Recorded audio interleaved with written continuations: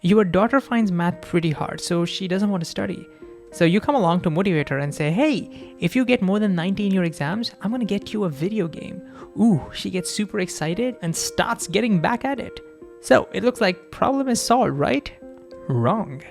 Wait, what? I mean, go back and look at what she's doing. Is she trying to get better at math? No. What she's trying to do is get that video game. In fact, that has become her goal, and the math is now a hurdle, something that she has to overcome to achieve her true goal. So what do you think is going to happen when she gets stuck somewhere? Do you think she's going to be curious enough to figure out her gaps and bridge them? No. She's going to get frustrated because she'll be thinking, hey, I'm going further away from my true goal. And if this happens often, then pretty soon she'll be so frustrated and she might even think and believe that she's not even a math person anymore. Yes, this sounds terrible and it looks like I'm exaggerating, but I'm not. The key idea over here is that rewards kill intrinsic motivation.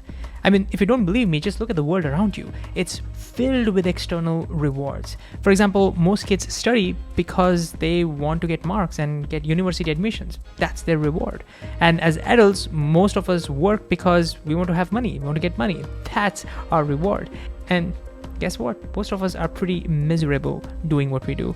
Rewards kill intrinsic motivation.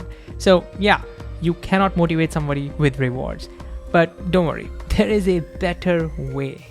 Because we now understand the core problem. What we need to do is create intrinsic motivation. But how do we do that? How do we motivate her to start doing more math? Easy. Start with something completely different, something that she's already good at. Maybe she's already good at dancing, and so she'll already be intrinsically motivated to spend enough time on it.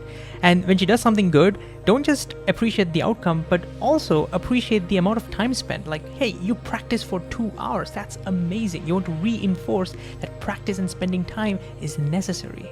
And when she gets stuck somewhere, don't just let her give up. Problem solve with her. Like maybe this time she just needs to focus on her legs, and so maybe she can do some deliberate practice with that. And eventually she will be able to overcome that hurdle, and when she does, celebrate with her. Capture these memories because you want to use these as examples for mastering future skills. And you can go one step further. As a parent, you too can model the same behavior. For example, if you lose to her in a video game, don't just give up. Tell her that you're going to get better at it. Show her examples of the stuff that you sucked at, like maybe you couldn't chop onions before, but with practice you've become a pro.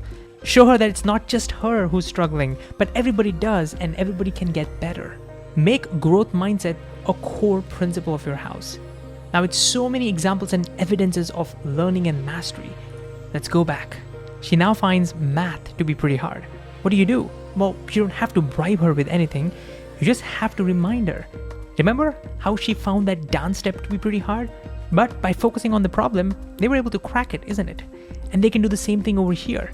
So problem solve with her, figure out what her gaps are, help her bridge them. And eventually when it does, and when she's able to overcome the hurdle, celebrate it just like before.